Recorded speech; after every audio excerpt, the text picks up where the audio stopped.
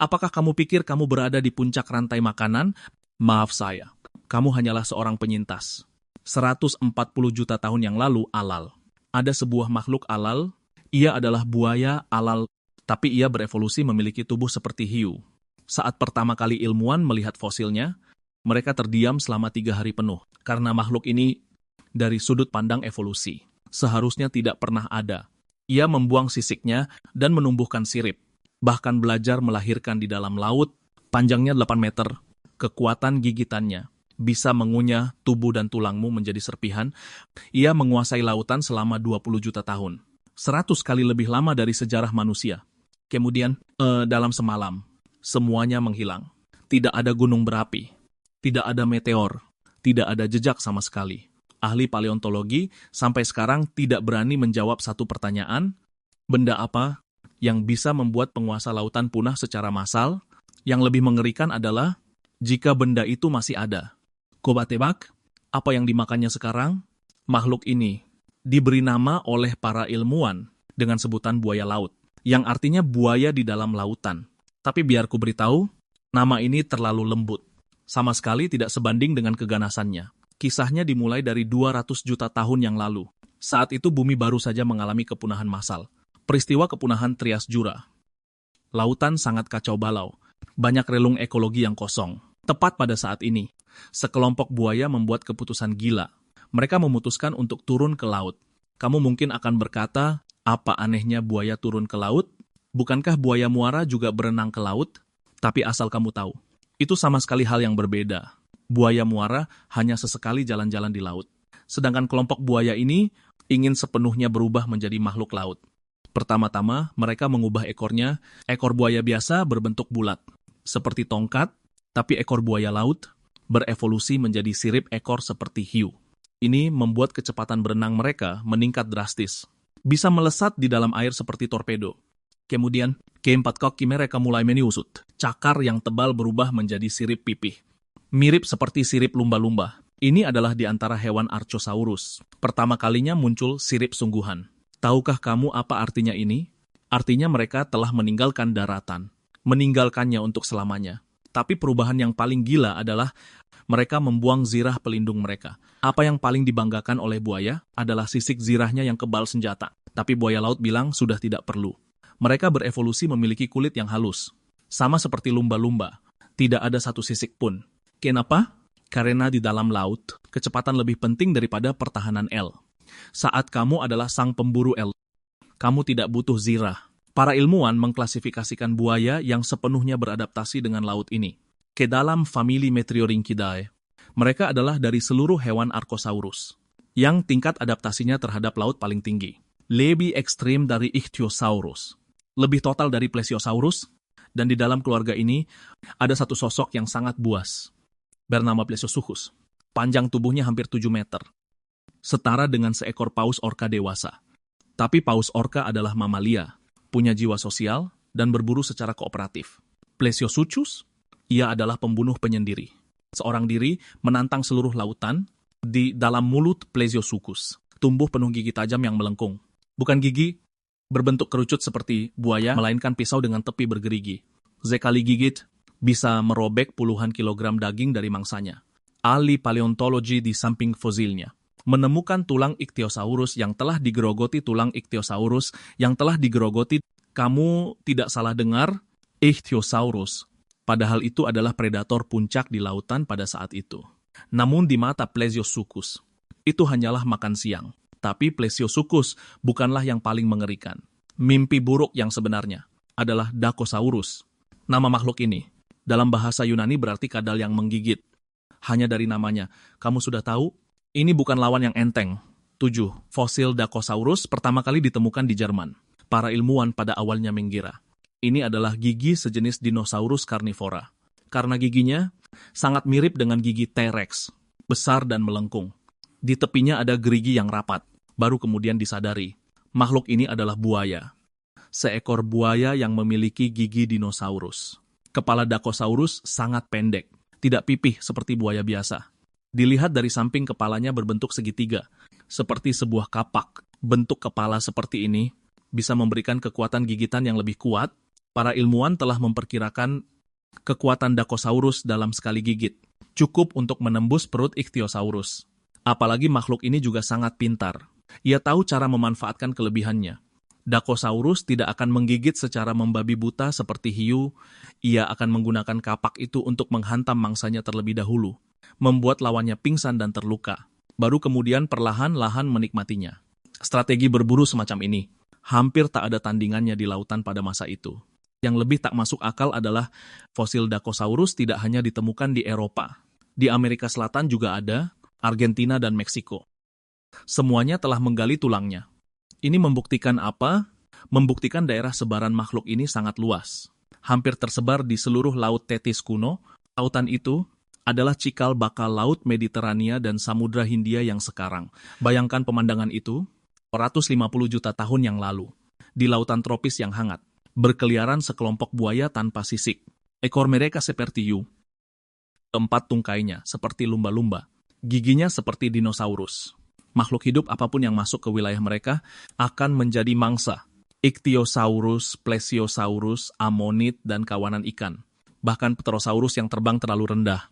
Satu pun tak bisa lari.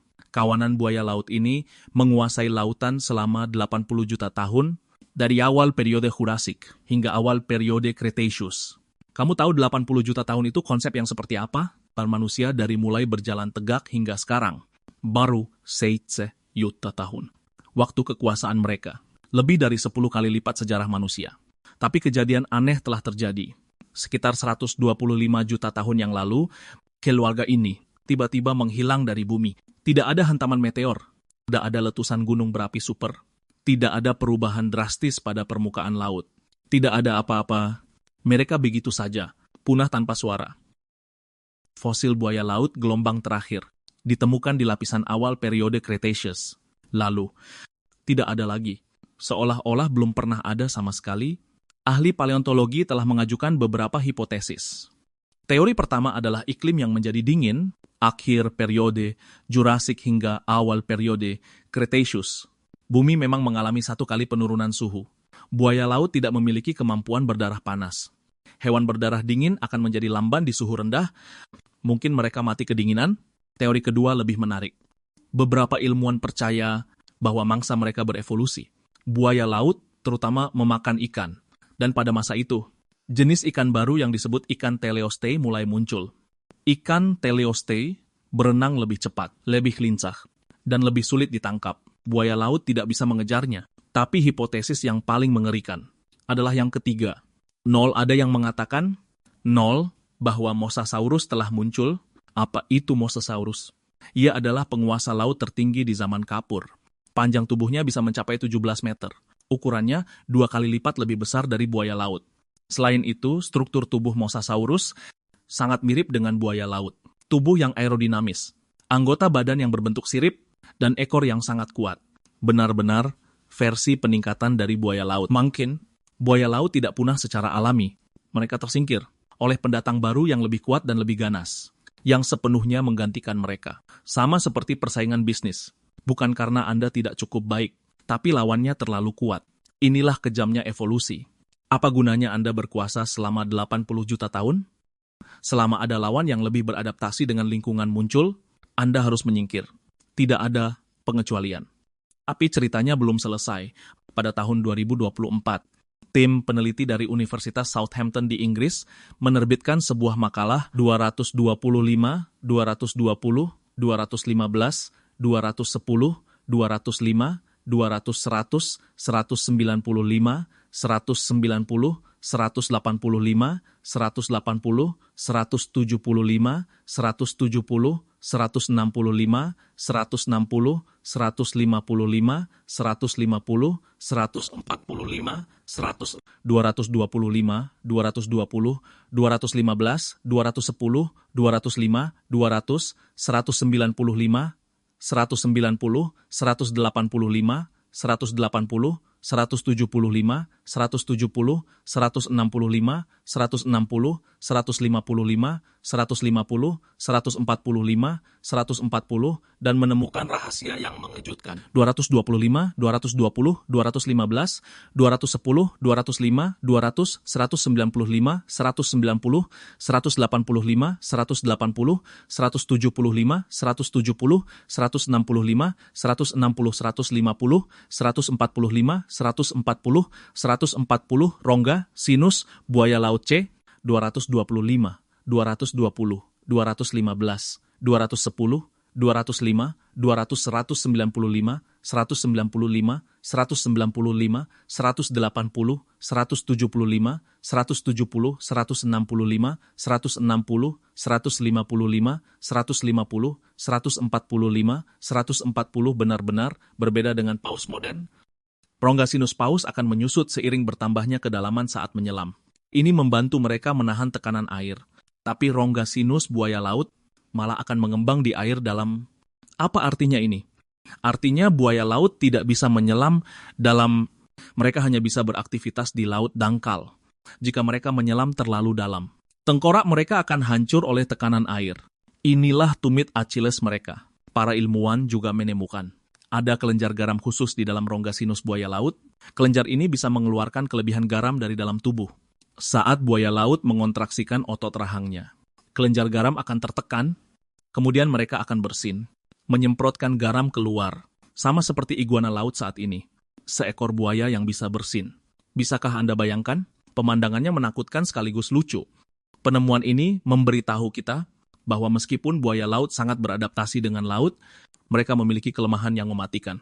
Evolusi mereka belum sepenuhnya tuntas. Mereka tidak bisa menyelam dalam seperti paus, dan tidak bisa bernapas seefisien lumba-lumba. Mereka terjebak di tengah jalan evolusi, kurang selangkah lagi untuk menguasai laut dalam. Jika mereka diberi waktu puluhan juta tahun lagi, mungkin di lautan saat ini akan ada makhluk raksasa bermulut buaya yang berkeliaran. Tapi tidak ada kata seandainya dalam sejarah Mosasaurus datang. Buaya laut punah? Sekarang kembali ke pertanyaan awal. Jika buaya laut tidak punah, akan seperti apa dunia hari ini? Pertama-tama, hiu mungkin tidak akan menjadi penguasa lautan karena buaya laut lebih ganas dari hiu dan lebih mudah beradaptasi. Fakta bahwa hiu masih hidup hari ini, sampai batas tertentu, harus berterima kasih pada kepunahan buaya laut. Kedua, manusia mungkin tidak akan pernah berani masuk ke laut. Buaya sepanjang 8 meter yang bisa bersin dan bergigi dinosaurus. Berpatroli di setiap lautan yang hangat. Berenang, berselangkar, menyelam, jangan harap. Kisah buaya laut mengajarkan kita bahwa tidak pernah ada penguasa abadi di bumi ini. Tak peduli seberapa kuatnya Anda, tidak peduli berapa lama kamu berkuasa. Suatu hari nanti, akan ada makhluk yang lebih kuat untuk menggantikanmu. Begitu juga dengan dinosaurus, begitu juga dengan buaya laut, kita manusia. Apakah bisa menjadi pengecualian? Lain kali saat kamu pergi ke pantai, melihat lautan biru itu, pikirkanlah 140 juta tahun yang lalu, tepat di bawah perairan ini, pernah berkeliaran pembunuh paling menakutkan di bumi. Mereka telah lenyap, tetapi lautan masih ada. Dan kita hanyalah sekelompok pelintas lainnya. Tanah yang kamu injak ini sama sekali tidak ada 3 miliar tahun yang lalu. Pada tahun 2023, ilmuwan Australia di dalam batuan laut dalam menemukan sebuah fakta yang mengerikan. Bumi dulunya adalah planet yang sepenuhnya air. Tidak ada benua, tidak ada daratan. Seluruh bumi hanyalah lautan tanpa batas. Posisimu berdiri saat ini. Pada waktu itu berada ribuan meter di dasar laut. Yang lebih menakutkan adalah di laut itu berenang sesuatu yang sama sekali tidak bisa. Kamu bayangkan fosil yang baru saja digali dari gurun Peru membuktikan bahwa 40 juta tahun yang lalu ada sebuah makhluk yang beratnya 2 kali lipat dari paus biru. Kepadatan tulangnya sangat besar sehingga bisa berjalan langsung di dasar laut. Ia tidak berenang, melainkan melindas seperti tank. Dan di dalam lapisan batuan gurun Sahara masih terkubur gigi hiu yang 3 kali lebih besar dari yang ada sekarang. Jadi daratan yang kamu kira ini hanyalah kuburan monster laut. Setiap langkah yang kamu ambil, di bawah kakimu adalah tulang belulang. Monster ini disebut Perucetus colossus pada bulan Agustus 2023. Nama ini muncul di jurnal akademik terkemuka dunia, sampul majalah Nature. Seluruh dunia paleontologi gempar. Mengapa? karena ia mematahkan sebuah pengetahuan umum yang diyakini manusia selama puluhan tahun bahwa paus biru adalah hewan terberat dalam sejarah bumi. Tetapi proses penemuan ini lebih tidak masuk akal daripada hasilnya. Pada tahun 2010, ahli paleontologi Peru, Mario Urbina, sedang berjalan-jalan di Gurun Ica. Dia melihat beberapa bongkahan batu raksasa di tanah. Bentuknya sangat aneh, seperti batuan yang lapuk. Waktu itu dia tidak menganggapnya serius, hanya mengambil beberapa foto lalu pergi. Hingga 3 tahun kemudian, dia membawa foto-foto itu kepada ahli di Universitas Pisa di Italia. Orang itu menatap layar cukup lama dan mengatakan satu kalimat, "Ini bukan batu, ini adalah tulang." Kemudian sebuah tim internasional bergegas ke Peru di gurun bersuhu lebih dari 40 derajat di bawah terik matahari dengan menggunakan sikat, pahat, dan palu. Sedikit demi sedikit, mereka menggali batu-batu ini dari lapisan batuan. Penggalian ini memakan waktu tepat 13 tahun. Bisakah kamu bayangkan? 13 tahun hanya untuk menggali satu kerangka. Dan itu pun bukan kerangka yang utuh.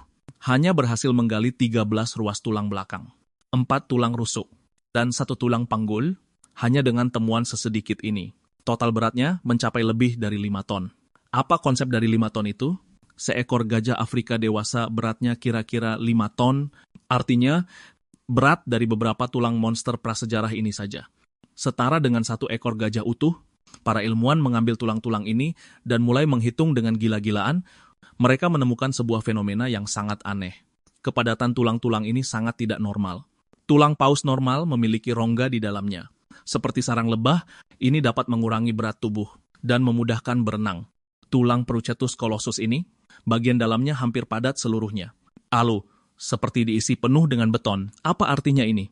Artinya paus ini sama sekali tidak perlu berenang. Ia terlalu berat, sangat berat, hingga bisa langsung tenggelam di dasar laut. Berjalan di dasar laut dengan 4 kakinya. Layaknya tank seberat 200 ton. Menghancurkan apapun di dasar laut. RFM. Menurut G, tahun 2023, makalah OSA ANSI-LM yang diterbitkan di jurnal Nature, para ilmuwan memperkirakan CA13 OSA ini, berat monster raksasa ini, paling tidak 93 ton, dan maksimalnya bisa mencapai angka fantastis 340 ton. Seberapa berat 340 ton itu? Sejauh ini yang tercatat, paus biru terberat-beratnya sekitar 173 ton. Kalau pakai perkiraan tertinggi, berat paus kolosal Peru ini sekitar 60-70 ton. Kalau panjang badannya sampai 20 meter, paling beratnya sedikit di atas 100 ton. 100 ton masih jadi angka yang mengerikan. Tapi ini belum melewati paus biru. Jadi siapa yang benar? Komunitas ilmiah masih memperdebatkannya. Tapi ada satu hal yang pasti. Kepadatan tulang monster prasejarah ini adalah yang tertinggi dari semua mamalia yang diketahui saat ini. Tanpa pengecualian. Persentase berat tulang terhadap seluruh berat badannya. Mungkin melebihi hewan vertebrata manapun. Ini memunculkan pertanyaan yang lebih mengerikan. Makhluk ini makan apa? Coba bayangkan. Monster berukuran puluhan hingga ratusan ton. Butuh berapa banyak energi setiap harinya? Berapa banyak makanan yang dia butuhkan? Untuk mempertahankan tubuh sebesar itu, saat ini para ilmuwan punya 3 tebakan. Tebakan pertama, ia memakan hewan-hewan kecil di dasar laut. Karena sangat berat. Ia tidak bisa berenang cepat, hanya bisa merangkak perlahan di dasar laut dangkal, menggunakan mulutnya untuk mencari kerang dan krustasea di dalam pasir. Makhluk kecil ini, sama seperti manate saat ini, yang tiduran di dasar laut untuk merumput seharian. Tapi masalahnya, makan rumput dan kerang, apa bisa menghidupi monster seberat ratusan ton? Manatee terbesar beratnya hanya sekitar 1 ton lebih. Sangat jauh berbeda levelnya dengan makhluk ini. Tebakan kedua, ia adalah pemakan bangkai. Khusus memakan ikan mati, udang mati, dan bangkai hewan yang membusuk. Terdengar menjijikkan, tapi strategi bertahan hidup ini sangat umum di alam liar. Karena tidak perlu membuang energi untuk berburu kredit. Hanya rebahan saja bisa kenyang kredit. Tebakan ketiga, sekaligus yang paling mengerikan untuk dibayangkan, ia adalah predator puncak. Lautan 40 juta tahun yang lalu, tidak sedamai sekarang. Di lautan pada saat itu, dipenuhi hiu raksasa, buaya purba raksasa, serta berbagai reptil laut dengan ukuran yang luar biasa. Meskipun paus kolosal Peru tidak bisa berenang cepat, ia punya satu keunggulan besar. Ia terlalu berat. Saking beratnya, hampir tidak ada predator alami yang bisa menggoyahkannya. Ia bisa menjadi seperti benteng berjalan yang perlahan mendekati mangsanya. Lalu, menggunakan mulut yang sampai sekarang belum kita ketahui bentuknya, untuk menelan apapun yang berani menghalangi jalannya. Yang lebih mengerikan lagi, kerabat dekatnya adalah monster purba bernama Basilosaurus. Basilosaurus punya tubuh panjang seperti belut, mulutnya dipenuhi gigi tajam. Ia adalah salah satu predator paling buas di lautan 40 juta tahun lalu. Jika paus kolosal Peru mewarisi pola makan Basilosaurus, maka kemungkinan besar dia juga seekor pembunuh. Pembunuh seberat ratusan ton. Sekarang kalian paham kenapa para ilmuwan gila-gilaan menelitinya? Karena selain dia berpotensi jadi hewan terberat dalam sejarah, ia juga telah menulis ulang pemahaman kita tentang sejarah evolusi paus. Sebelum penemuan ini, para ilmuwan selalu berpikir bahwa paus baru berukuran raksasa sekitar 5 juta tahun yang lalu. Karena pada masa itu, lingkungan laut bumi mengalami perubahan, menghasilkan krill dan ikan kecil dalam jumlah besar. Paus mulai memangsa makhluk kecil ini. Lalu perlahan ukuran tubuhnya semakin membesar, tapi munculnya paus kolosal Peru ini membuktikan bahwa sejak 40 juta tahun lalu, 20 sudah ada spesies paus berukuran raksasa. 735 juta tahun lebih awal dari waktu yang diperkirakan sebelumnya. Ini sama seperti kamu yang selalu mengira manusia baru mulai membangun kota sejak 10.000 tahun yang lalu. Tiba-tiba ada yang memberitahumu kalau 50 juta tahun yang lalu sudah ada kota. Seluruh pandangan sejarah harus ditulis ulang.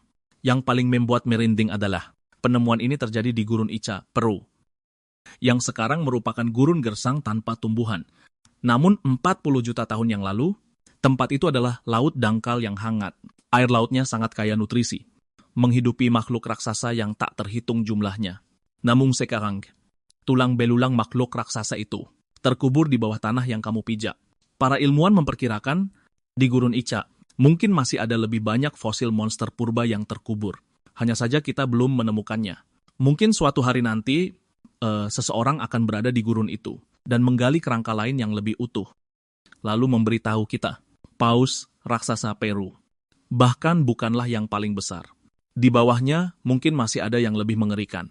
Jadi, lain kali saat kamu berjalan di atas tanah manapun, ingatlah bahwa apa yang kamu pijak, mungkin kuburan monster raksasa dari puluhan juta tahun lalu, tanah kokoh yang kita kira ini hanyalah endapan yang ditinggalkan lautan purba, dan monster-monster yang pernah menguasai lautan. Kerangka mereka ada di bawah kakimu, menunggu dalam diam untuk ditemukan. Bumi berusia 4,6 miliar tahun. Manusia baru ada beberapa juta tahun. Dalam sejarah panjang planet ini, kita hanyalah pejalan kaki yang baru saja muncul. Sedangkan pemilik sebenarnya, mereka sudah lama berubah menjadi batu dan terkubur di bawah kaki kita. Kamu pikir kamu berdiri di daratan, sebenarnya kamu berdiri di atas kuburan monster raksasa.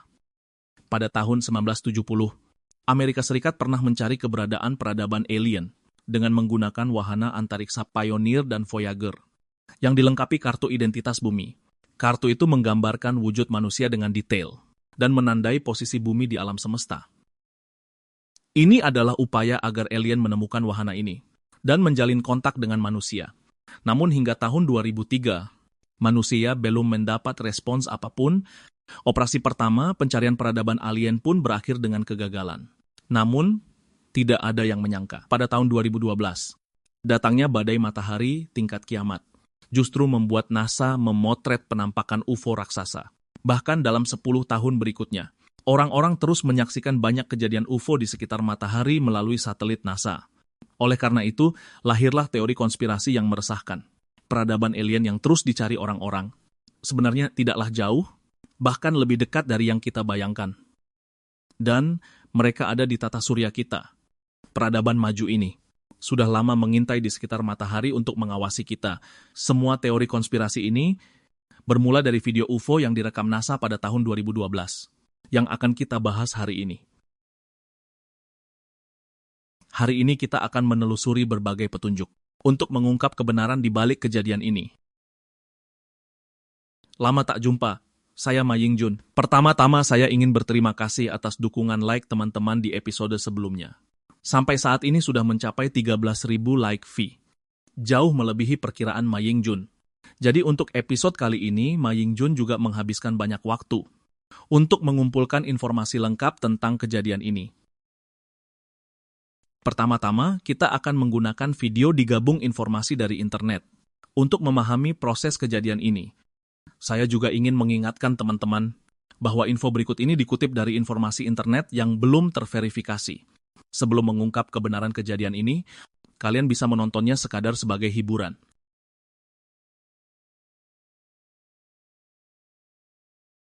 Pada awal tahun 2012, NASA Amerika Serikat mengeluarkan peringatan langka. Bumi akan menghadapi badai matahari terbesar dalam sejarah pada tahun 2013 jika badai ini berhasil menghantam bumi.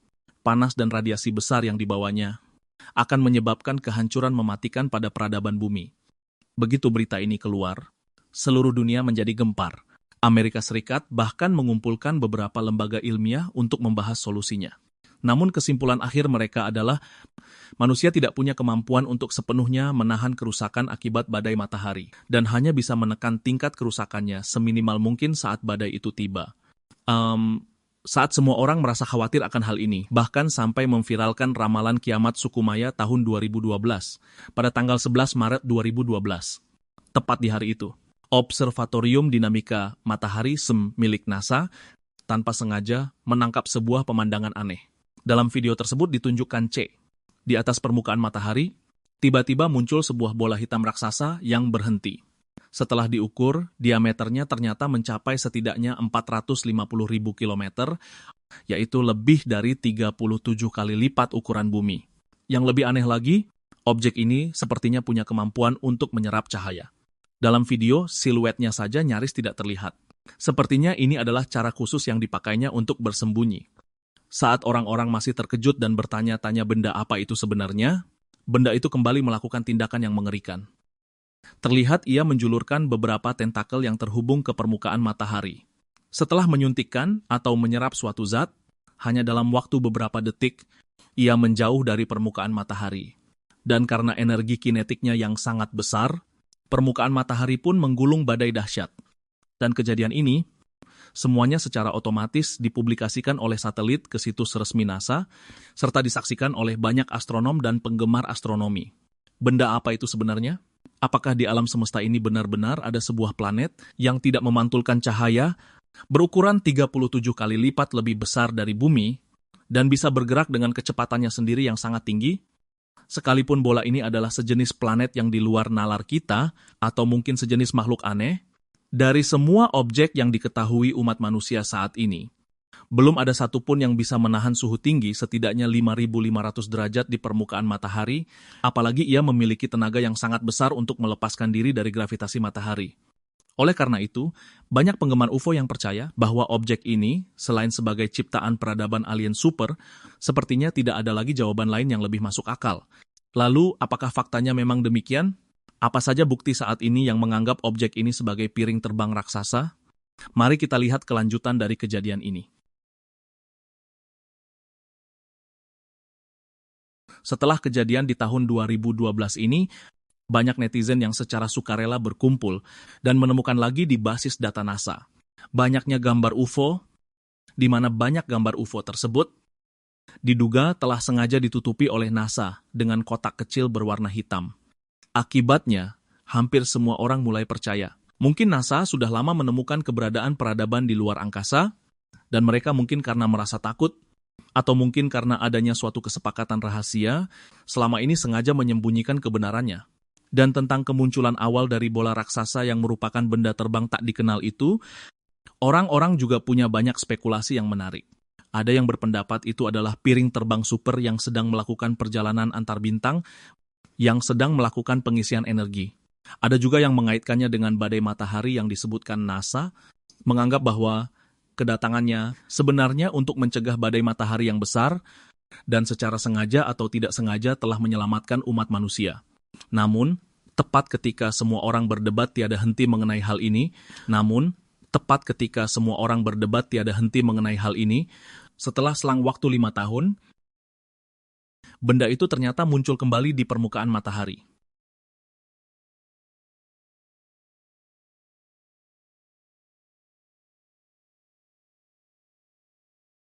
Tidak hanya itu, pemandangan yang sama juga terjadi belum lama sebelum episode ini dirilis.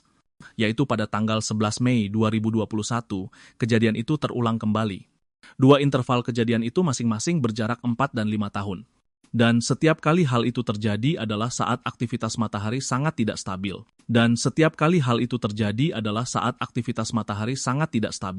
Hal ini tidak pelak membuat semua orang menjadi penasaran, apakah ada yang salah dengan matahari kita?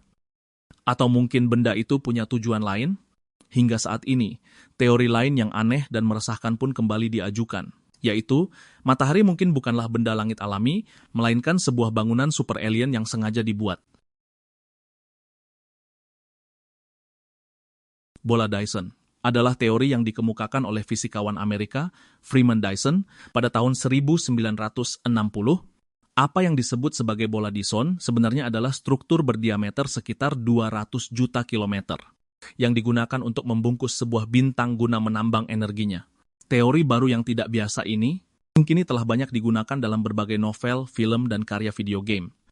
Meskipun bola Dyson saat ini terdengar sangat seperti fiksi ilmiah, sama seperti bagaimana manusia di masa lalu mustahil bisa memahami keberadaan pesawat terbang, namun beberapa tahun setelah perkembangan teknologi di masa depan, hal itu mungkin bukanlah sesuatu yang mustahil.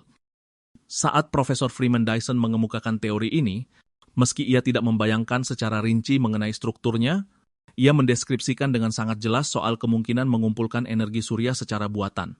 Dan jika suatu hari nanti hal ini benar-benar bisa terwujud, maka proyek keajaiban ini bisa membuat peradaban maju dalam menyelesaikan masalah energi secara tuntas. Peradaban umat manusia juga akan melangkah ke tingkat yang lebih baru lagi. Lalu mengapa ada orang yang tiba-tiba curiga bahwa matahari bukanlah benda langit alami? Hal ini harus dimulai dari seorang ilmuwan Jepang yang bernama Shinichiro Kawamata. Ilmuwan ini pernah masuk NASA pada tahun 1997 untuk melakukan penelitian ilmiah. Setelah itu, ia memulai riset selama 8 tahun mengenai suhu permukaan planet. Lalu saat ia kembali ke Jepang, ia melakukan sebuah pidato pribadi. Di dalamnya ia mengungkapkan bahwa sejak awal, NASA telah melakukan penelitian rahasia tentang matahari. Salah satu penemuan yang paling mengejutkan adalah suhu sebenarnya di permukaan matahari. Ternyata hanyalah 27 derajat Celcius, bukan 5.500 derajat seperti yang diyakini sains modern. Kalau ini benar, bukankah matahari itu layaknya sebuah planet layak huni yang selalu mengalami musim semi sepanjang tahun? Atau mungkin matahari sama sekali bukanlah benda langit alami, melainkan sebuah bola Dyson yang diciptakan. Dan di dalam matahari, mungkin sudah lama menjadi tempat tinggal peradaban yang tak dikenal. Mereka memiliki tujuan tertentu, bersembunyi di dalam matahari dan memata-matai setiap pergerakan di bumi. Dan apa yang dilakukan oleh UFO berbentuk bola tersebut? Sebenarnya, mungkin adalah perbaikan kerusakan pada bola Dyson. Mungkin matahari yang sebenarnya di dalam bola Dyson sudah hampir habis ditambang dan berada di ambang keruntuhan serta kehancuran.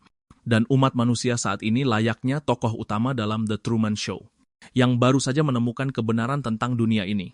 119, jadi apakah kenyataannya memang seperti itu?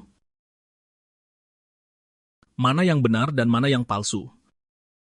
Selanjutnya, kita akan masuk ke segmen pengungkapan eksklusif.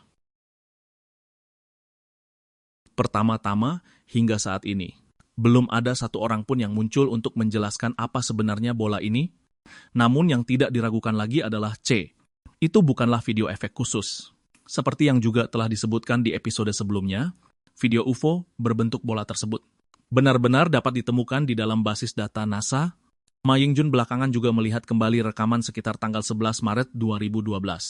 Hingga saat ini, NASA tidak, seperti yang diklaim oleh banyak teori konspirasi, menutupi kebenaran apapun. Dan seiring dengan penemuan Ma Ying-jun yang lebih mendalam, petunjuk dan bukti yang digunakan untuk mendukung teori konspirasi di internet sebenarnya sangat mudah untuk dijelaskan. Selanjutnya, kita akan memberikan penjelasan. Seperti yang juga telah disebutkan sebelumnya. Pernyataan ini disebutkan oleh seorang ilmuwan Jepang, Kawamata. Dan setelah melakukan beberapa pencarian, Ma Ying-jun menemukan ilmuwan ini sebenarnya adalah seorang penipu tulen yang mencari keuntungan menggunakan ilmu semu. Terdakwa Junichiro Azuma, 57, perwakilan Nishijuku, 29 Maret 2002, yang sedang dalam persidangan, layanan hosting Mainichi. Siaran berita Jepang melaporkan sebuah berita. Hak cipta milik Mainichi Shimbun atau penyedia layanan hosting Mainichi Kawamata, yang merupakan presiden perusahaan Discovery Society Medical Science. Hak cipta milik Mainichi Shimbun atau penyedia didakwa oleh Kejaksaan Distrik Tokyo atas dugaan penggelapan pajak sebesar 65 juta yen. Terdakwa pada masa jabatan dari Desember tahun ke-10 Heisei hingga Agustus tahun ke-12 Heisei, dan setelah diselidiki ditemukan menjadi direktur perusahaan, tetapi terdakwa saat ini telah mengundurkan diri dari jabatan direktur. Terdakwa B bekerja untuk penggugat dari Desember tahun ke-10 Heisei hingga Agustus tahun ke-12 Heisei. Dia memalsukan kredensial akademik dan pengalaman kerja palsu di NASA dan menjadi direktur, tetapi terdakwa B saat ini telah mengundurkan diri dari jabatan direktur. Terdakwa B bekerja untuk penggugat dari Desember tahun ke-10 Heisei hingga Agustus tahun ke-12 Heisei. Kedua terdakwa di atas menjadi direktur perusahaan tergugat setelah mengundurkan diri dari penggugat, tetapi terdakwa B saat ini telah mengundurkan diri dari jabatan direktur. Terdakwa B bekerja dari Desember tahun 10 Heisei hingga Agustus tahun 12 Heisei dan menampilkan dirinya sebagai ilmuwan. Ia menjadi direktur, tetapi terdakwa B saat ini telah mundur dari posisinya. Dan setelah itu menjual suplemen nutrisi dengan harga 10 kali lipat. Dan dia bahkan pernah menggunakan konsep ilmu semu untuk mengajukan paten di Tiongkok, 14.000-12,600 masukkan ke keranjang, 20.000,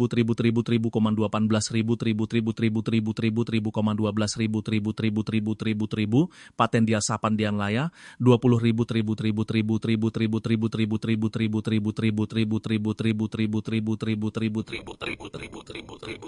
ini adalah perangkat yang terus menghasilkan pengalaman ajaib.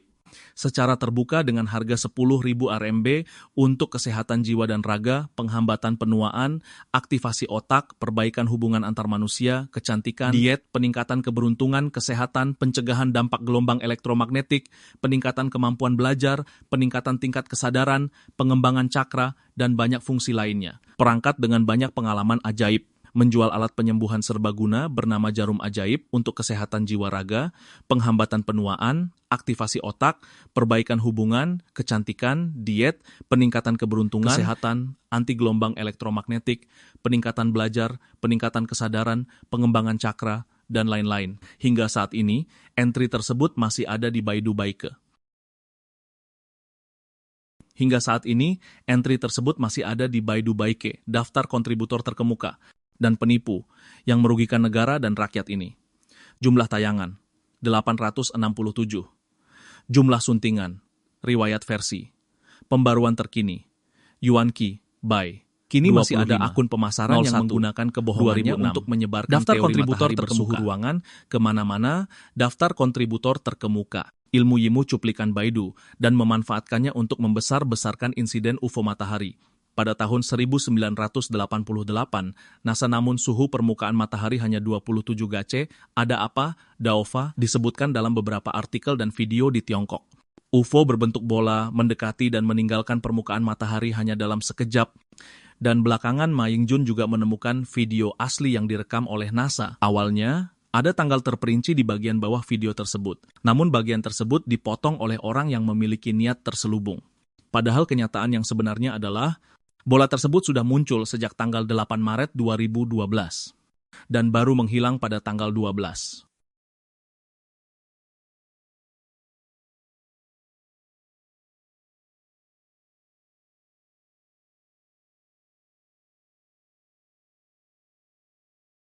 Pengukuran 171 dan baru menghilang pada tanggal 12. Perbedaan tidak ada perbedaan IMA. Dengan kata lain, bola itu membutuhkan waktu 1 minggu penuh untuk menyelesaikan seluruh rangkaian pergerakan tersebut. Oleh karena itu, sebagian besar deskripsi di internet telah melalui proses seni yang dilebih-lebihkan 38,0, tidak peduli bagaimana internet membesar-besarkan kejadian seperti ini, atau apapun alasan penutupan observatorium tersebut. Namun, ada satu hal yang harus diketahui oleh semua orang, penutupan observatorium dan penonaktifan satelit pengamatan adalah dua hal yang berbeda. Tidak peduli pada tahun berapa observatorium ditutup, Anda selalu dapat menemukan gambar yang diambil oleh satelit pada saat itu di dalam basis data NASA. Jika ada UFO, itu pasti akan tertangkap oleh kamera. Jika ada UFO, itu sudah pasti akan tertangkap oleh kamera. Maka di sini mungkin masih ada teman-teman yang menyebutkan pada tahun 2018 saat observatorium ditutup, pernah ada orang yang mengambil foto jelas piring terbang raksasa di dekat matahari. Saya akan menjelaskannya kepada kalian seperti ini. Hal ini sudah dibantah sejak awal oleh para pengguna di forum TEBA. Konten aslinya juga lumayan panjang.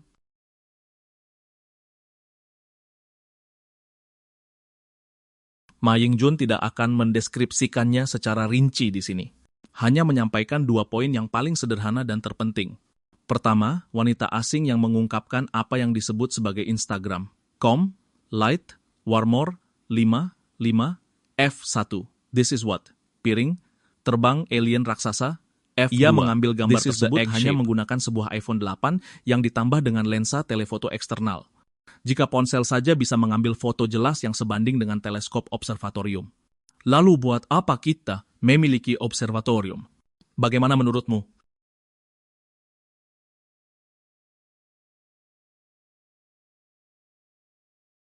Kedua, apa yang disebut sebagai piring terbang raksasa di dalam foto ini memberikan rasa familiar kepada Ma Ying-jun saat pertama kali ia melihatnya. Ma Ying-jun memutar otak tetapi tidak bisa mengingatnya.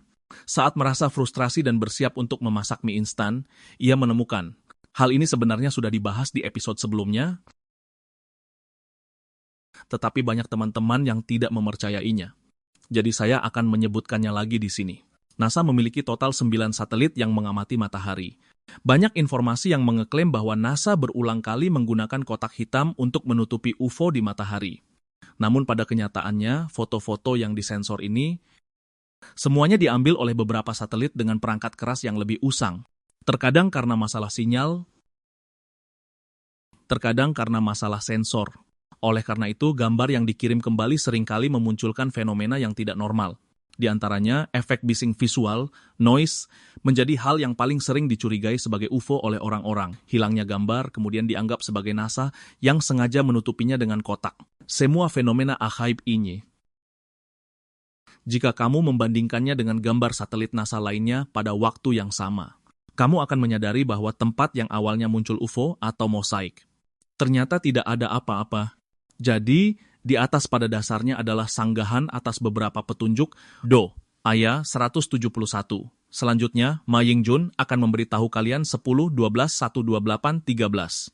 D.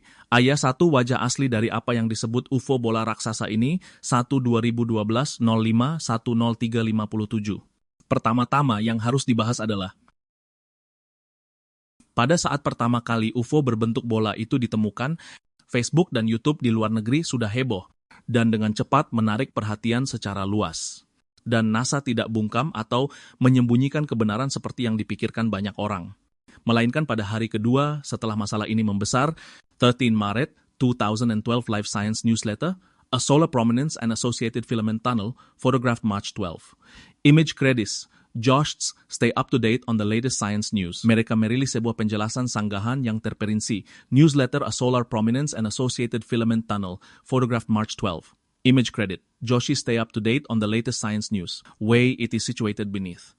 Another solar feature gives it its otherworldly. Dalam artikel itu ditulis bahwa mereka memperhatikan kepanikan netizen global terhadap UFO bola tersebut as a prominence, a feature containing cooler, denser plasma than the surrounding three. 5 million degree Fahrenheit corona, said Joseph Gorman, situated below a tunnel-shaped feature called a filament channel. When you look at it from the edge of the sun, you're actually looking down. What you actually see is a spherical object, filament. Young explained at the edge of these structures is quite common.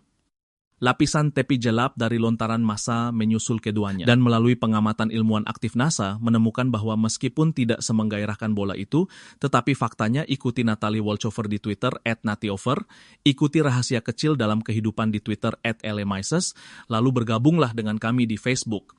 Situated below a tunnel-shaped feature called a filament channel. When you look at it from the edge of the sun, what you actually see is a spherical object. Tepi gelap dari lontaran menyusul keduanya jatuh keluar angkasa. Ini sebenarnya adalah fenomena lontaran prominensa yang sering diamati of these structures is quite common. Ikuti Natalie Wolchover di Twitter @natiover. Ikuti rahasia kecil dalam kehidupan di Twitter lalu bergabunglah dengan kami di Facebook.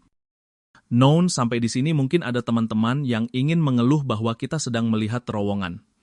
Biro percaya mengatakan bahwa frekuensi struktur semacam ini cukup umum dijelaskan di atas. Dia menambahkan, Gurman, Odart isn't yet plasma loops can semua elemen memiliki warna yang sama. Ini pasti NASA menutupi kebenaran lagi dan memaksakan penjelasan. Tepat saat menyerap cahaya warna misterius ini, sangat gelap. Penyerapan ini biasanya terlihat di bagian paling tipis dan paling padat dari prominensa matahari. Setelah sedikit penelitian oleh Ma Yingjun, ternyata itu memang bukan penjelasan yang dipaksakan. Pertama-tama, teman-teman yang punya pengetahuan astronomi pasti tahu tentang prominensa matahari. Prominensa matahari yang biasanya kita lihat bentuknya berupa lengkungan, tapi prominensa matahari dalam video ini cukup unik. Sederhananya, ini adalah prominensa matahari yang sedang dilontarkan. Namun di bawah pengaruh ganda angin matahari dan gravitasi matahari, ia kebetulan berhenti melayang.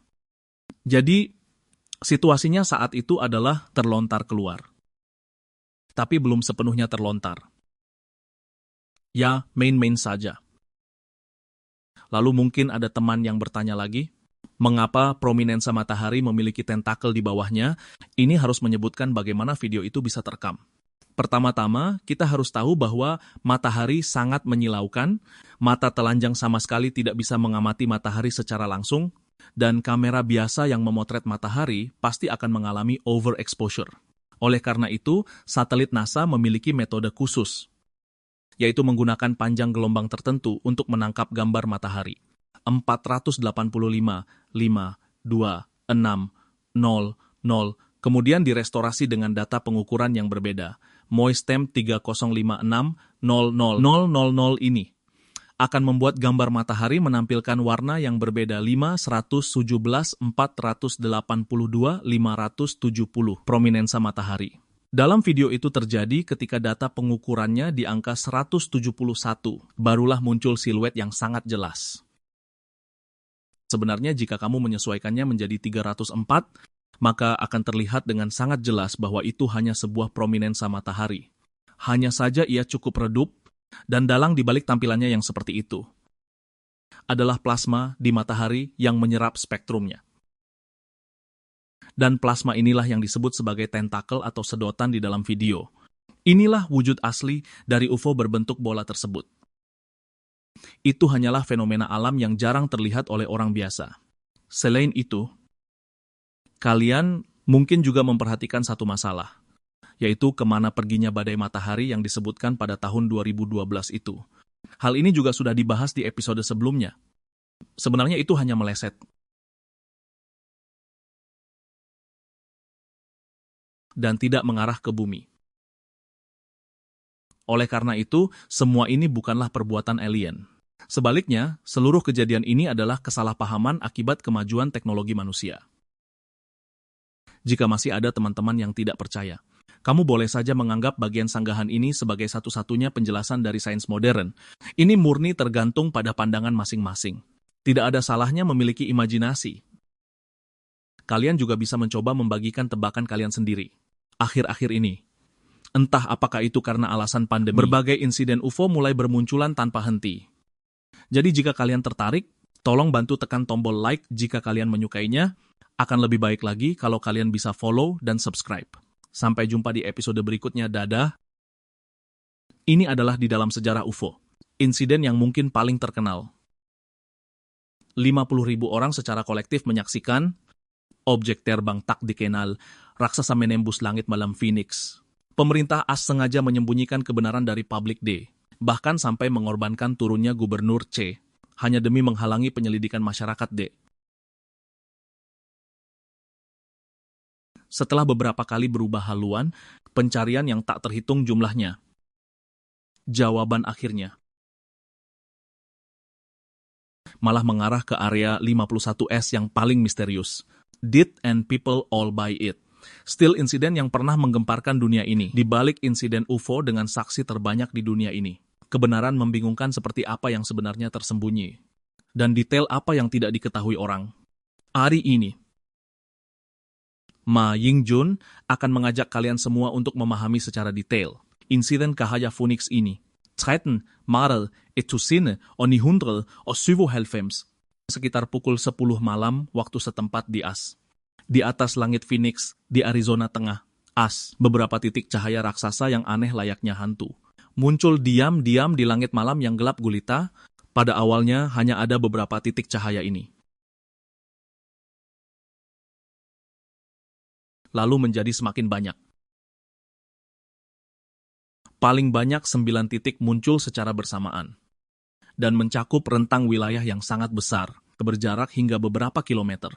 Mereka berada di udara, bertahan selama lebih dari 3 menit. Setelah itu padam satu persatu. Dan dalam proses ini, kantor polisi setempat dan stasiun TV terus menerima telepon dari warga. Nada suara semua orang bercampur antara kegembiraan dan kepanikan. Tunggu, kurasa itu bukan pesawat. Coba lihat yang itu, yang keempat. Video ini direkam oleh seorang pria paruh baya setempat.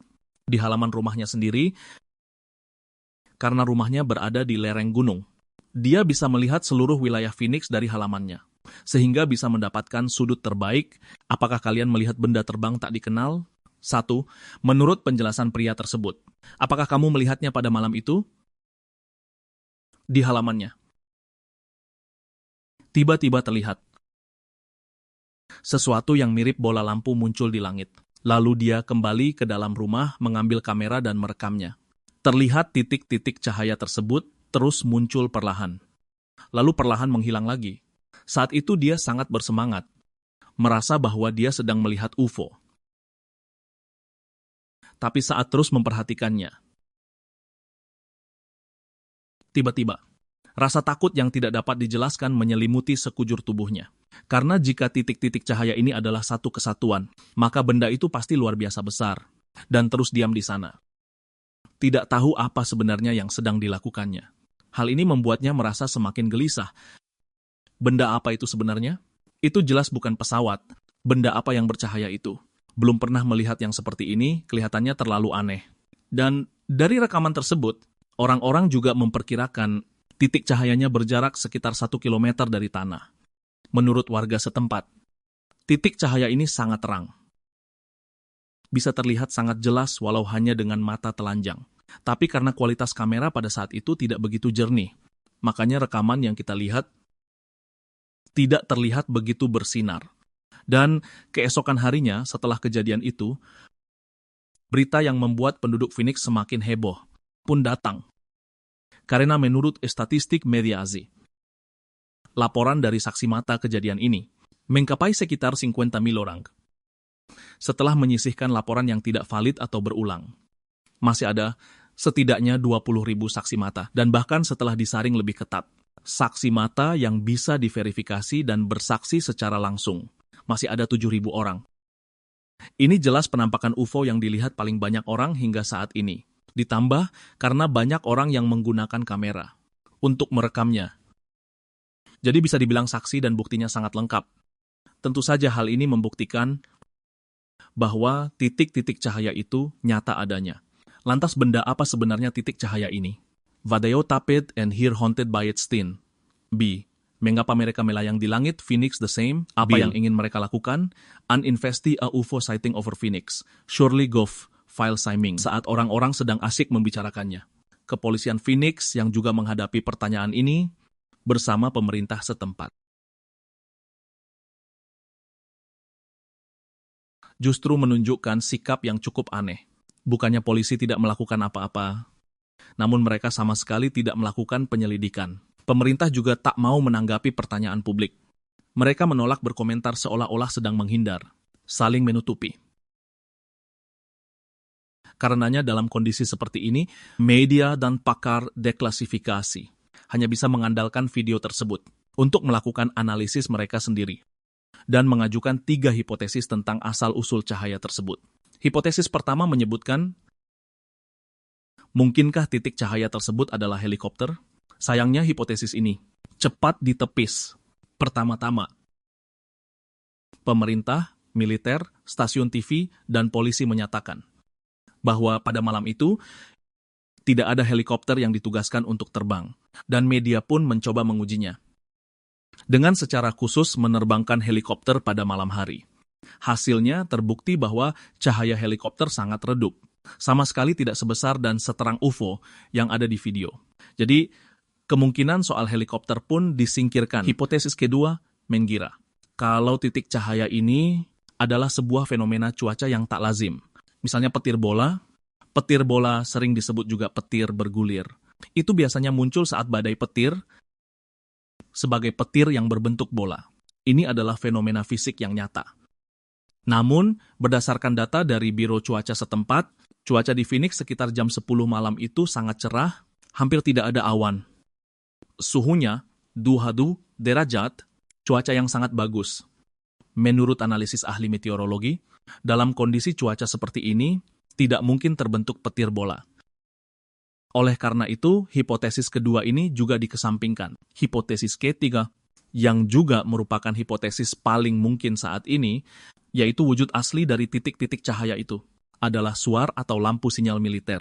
Karena SUAR memiliki tingkat kecerahan yang tinggi, saat ditembakkan ke langit, mereka dilengkapi dengan parasut, sehingga kecepatan jatuhnya akan sangat lambat, seolah-olah berhenti di udara.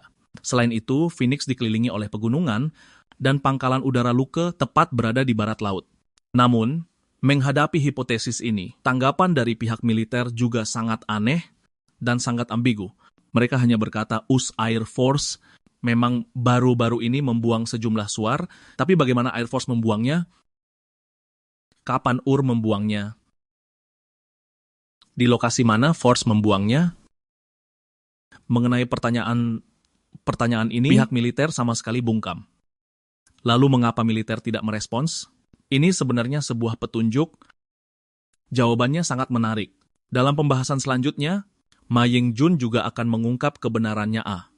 Setelah itu, untuk membuktikan apakah titik cahaya itu benar-benar SUAR, media mendatangi rumah orang yang merekamnya di siang hari dan merekam lagi di halaman dengan sudut yang sama. Setelah menggabungkan kedua rekaman tersebut dan menyesuaikan kecerahan serta transparansinya, ternyata ditemukan bahwa titik-titik cahaya itu tepat saat mendekati punggung bukit mengalami perubahan terang dan gelap. Artinya, titik-titik cahaya ini berperilaku seperti SUAR, menyala saat naik dari punggung bukit dan padam saat jatuh. Oleh karena itu, sangat besar kemungkinan bahwa cahaya itu adalah SUAR. Namun, tepat saat media hampir menyimpulkan bahwa itu adalah SUAR, pemerintah negara bagian Arizona malah melakukan tindakan yang membingungkan saat itu. Mereka mengadakan konferensi pers, mengatakan akan mengungkap fakta di balik kejadian ini. Hasilnya, di konferensi pers tersebut, gubernur malah membawa seseorang C, yang berkepala besar dan berdandan seperti alien C, dan memberitahu orang-orang bahwa dia adalah dalangnya D. Titik cahaya Phoenix itu adalah perbuatannya C, lalu mengatakan bahwa kejadian ini C. Sebenarnya karena orang salah mengira SUAR sebagai UFO. Jadi semuanya jangan panik C. Niat awal pemerintah C. Mungkin ingin menggunakan cara yang santai dan lucu C. Untuk mengakhiri insiden ini C. Namun, hasilnya malah memicu ketidakpuasan besar dari warga setempat. Orang-orang merasa, pemerintah seolah-olah mempermainkan rakyatnya seperti orang bodoh. Outlets and UFO Seattle, Charles Painter of Sun City was driving from Tucson to that night when he saw lights. Omar Cam Grande, right shed of there was became of weird. Uglan Fu Black, the ING predicting TH Angkunun would be turned to fo sehingga dalam waktu kurang dari setengah tahun of this particular were truly significant. I think you would probably cow for the from Fomis, Glendale, Scottsdale, and across the state reported sightings to Lake Air Force Base, media outlets, and a UFO in Seattle. Charles Painter of Sun City West was driving friend Tucson to Fo Wina by the Richard Hoagland Up. Larly Wednesday morning gubernur ini pun turun dari jabatannya karena hal itu 66 seorang AD in an Allen suit. Comes the space Allen captured. Many people would appreciate sampai di sini the air. Insiden ini sepertinya sudah akan berakhir. Namun hal yang terjadi berikutnya barulah membuat orang menyadari bahwa wujud asli titik cahaya Phoenix tidaklah sesederhana itu. Bagian yang benar-benar menarik baru saja dimulai. Tepat ketika semua orang mengira kehebohan ini sudah mereda, banyak saksi mata lain tiba-tiba bermunculan. Mereka berinisiatif mendatangi media dan mengungkapkan kabar yang sangat mengejutkan para jurnalis. Apa yang mereka lihat pada malam itu Sebenarnya bukanlah beberapa titik cahaya yang ada di video, melainkan berbentuk huruf V, objek terbang raksasa dengan 5 lampu, yang perlahan terbang di atas kepala mereka. Benda itu tampak seperti pesawat, tetapi jauh lebih besar, jelas bukan yang disebut sebagai suar. Hal ini membuat media tidak bisa tinggal diam, lalu memulai babak baru investigasi mendalam Airline 2. Dan beberapa fakta luar biasa pun terungkap Meto. Pada malam tanggal 13 Maret 1997, ternyata total ada 2 insiden penampakan yang berbeda.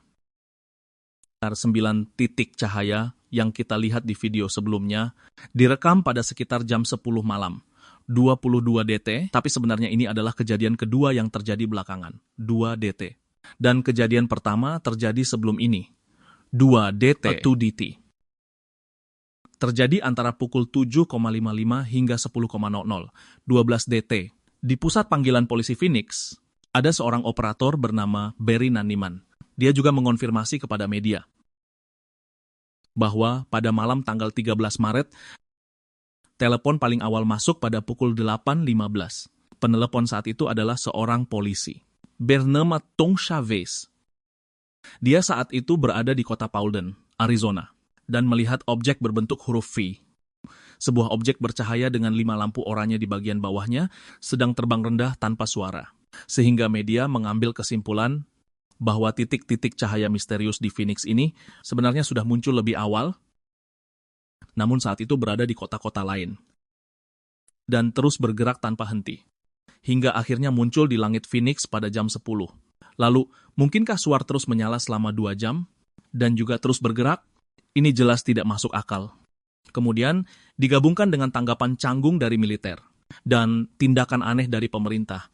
Orang-orang tiba-tiba menyadari bahwa pemerintah mungkin sedang buru-buru menutupi kebenarannya. Semakin pemerintah berusaha menyembunyikan sesuatu, tentu saja media semakin ingin menggalinya.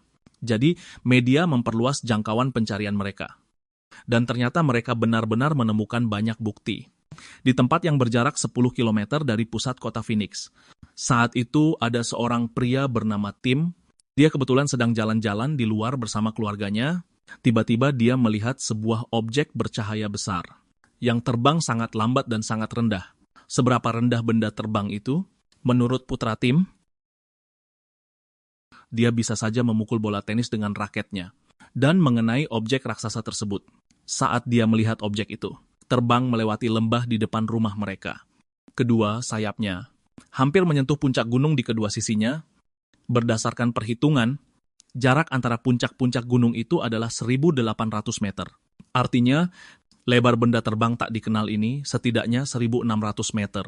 Jika kita bandingkan dengan pesawat penumpang terbesar saat ini, A380, rentang sayap A380 adalah 79 meter. Lebar objek terbang ini kira-kira setara dengan ukuran 20 buah A380. Raksasa sebesar ini sama sekali tidak mungkin dibuat dengan teknologi bumi saat ini. Selain itu, ia terbang dengan sangat sunyi, tanpa suara sedikit pun. Hingga pukul 8.45, objek terbang itu tiba di area perkotaan Phoenix. Saat itu, di dalam kota, ada banyak sekali orang yang melihat raksasa yang menyesakkan napas ini melayang perlahan di atas kepala mereka, lalu menghilang di udara. Kemudian, media memutuskan untuk mengambil lebih dari 50.000 laporan penampakan ini dan menyusunnya berdasarkan urutan waktu. Barulah mereka menyadari Mesa Ledlet MP bahwa lintasan terbang objek ini Tempe berasal dari arah barat laut Phoenix Tempe Junction, lalu terbang menuju ke arah tenggara Tempe Apache Junction. Oleh karena itu, mereka memperluas jangkauan investigasi Tempe Apache Junction di rute ini. Mereka terus mencari saksi mata lain yang lebih jauh dari Phoenix. Pada akhirnya, mereka menemukan bahwa saksi mata paling awal tidak berada di sekitar Phoenix, melainkan dari arah barat laut Phoenix. Di Las Vegas, yang berjarak lebih dari 500 km, Fort Refuge, San Diego Safford Safe, di Las Vegas yang berjarak lebih dari 500 km.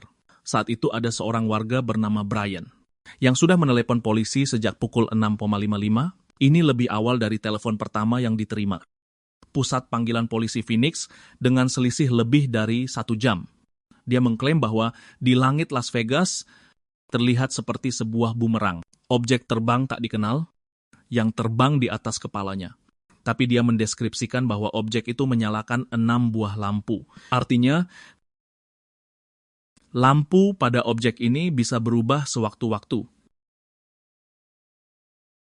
Dan ini bisa menjelaskan kenapa di Phoenix, titik cahaya yang disaksikan orang-orang selalu berubah-ubah. Selanjutnya, media kembali menuju arah barat laut, Las Vegas, dan memulai babak investigasi baru. Dan hasilnya kali ini, mereka kembali menemukan sesuatu yang luar biasa. Kota di barat laut Las Vegas, hutan nasional gila, tepatnya adalah Area 51 yang sangat terkenal. Hutan nasional Itu gila berarti titik awal penerbangan benda terbang ini kemungkinan besar berada di Area 51. Antara benda itu dan pihak militer, apakah ada hubungan misterius yang tersembunyi? Orang-orang pada saat itu benar-benar heboh ketika berita tentang UFO dan Area 51 terekspos oleh media. Orang-orang langsung menyadari bahwa sikap pemerintah dan militer sebelumnya yang menutup-nutupi kejadian itu pasti ada yang tidak beres. Faktanya, segera setelah kejadian tersebut, ada sebuah hal aneh yang terjadi. Saat itu di Phoenix, ada seorang anggota Dewan Wanita, Franz Barwood. Dia bertanya kepada semua orang di sebuah pertemuan dewan, apakah ada yang tahu tentang kejadian pada 13 Maret mengenai benda terbang tak dikenal yang muncul di langit Phoenix? Tidak ada satupun yang menanggapi pertanyaannya saat itu. Lalu dengan rasa tidak puas, dia lanjut berkata, jika tidak ada yang tahu, bukankah kita seharusnya menyelidikinya? Ketika dia mengajukan pertanyaan ini, suasana rapat seketika hening. Suasananya tiba-tiba berubah, menjadi sangat dingin, seakan-akan menyinggung topik yang sangat sensitif. Tidak ada yang menanggapinya. Setelah rapat berakhir, Frances bahkan diperingatkan oleh banyak orang agar tidak mengungkit masalah ini lagi, memintanya untuk tidak membicarakannya lagi. Sebaliknya, penduduk Phoenix justru beramai-ramai menyatakan dukungan terhadap tindakan Frances. Mereka berharap dia akan terus menyelidikinya. Salah satu saksi mata menelepon Frances dan memberitahunya bahwa pada malam itu, dia telah merekam wujud benda terbang itu dengan jelas dan bersedia menyerahkan rekaman tersebut kepadanya. Namun 2 hari kemudian, ese el fin betayato supermiker. Saksi mata itu kembali menelepon Frances Micro Super, menanyakan apakah dia sudah menonton video tersebut. Frances menjawab dengan bingung, saya tidak menerima rekaman apapun, tetapi saksi mata itu berkata, sehari sebelumnya, bukankah 2 asisten Anda datang sendiri ke rumah saya dan mengambil video tersebut? Baru pada saat itulah mereka berdua menyadari bahwa percakapan telepon mereka telah disadap sejak awal. Jadi mengapa pemerintah mencoba menghentikan penyelidikan anggota Dewan Wanita itu?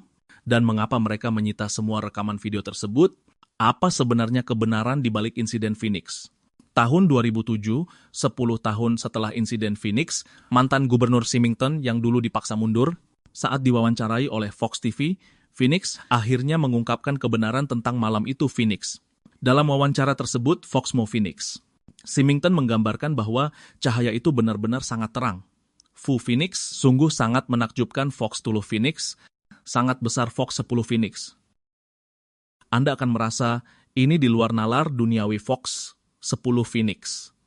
Dalam intuisi Anda, Phoenix, Anda tahu bahwa ini bukan hal yang biasa Fox 10 Phoenix. Kebenarannya adalah pada malam itu, sebagai seorang gubernur, dia juga melihat dengan mata kepala sendiri benda terbang tak dikenal berukuran raksasa tersebut. Namun karena dia adalah tokoh publik dan berada di bawah tekanan dari pemerintah AS, dia harus mencari cara untuk menjelaskan kejadian ini kepada publik, untuk menghindari kepanikan masyarakat. Oleh karena itu, pada pukul 10, tepat setelah penampakan pertama, Symington segera berdiskusi dengan pihak militer, untuk segera menembakkan beberapa suar di atas langit Phoenix, guna mengaburkan fakta yang sebenarnya. Setelah itu, tidak peduli apapun yang dikatakan masyarakat, mereka tetap bersikeras bahwa itu hanyalah suar. Itu berarti.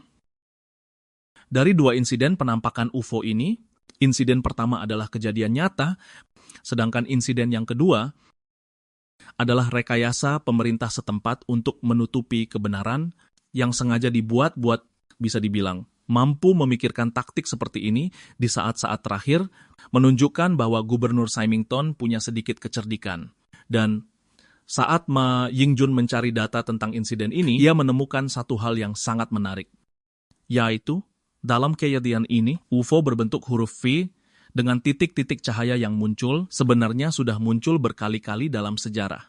Misalnya, foto yang kalian lihat ini adalah foto satelit bulan. Faktanya, sejak dulu di bulan, orang-orang sudah pernah menemukan benda aneh berukuran raksasa yang mirip dengan 7 titik cahaya ini. Dan bahkan sebelumnya pada tahun 1951 di Texas, Amerika Serikat, di sebuah kota kecil bernama Lubbock, titik cahaya serupa juga pernah muncul dan terekam, tetapi terlihat jauh lebih canggih karena jumlah titik cahayanya bertambah banyak. Ini juga dikenal sebagai cahaya Lubbock. Namun, apakah benda terbang tak dikenal ini sama?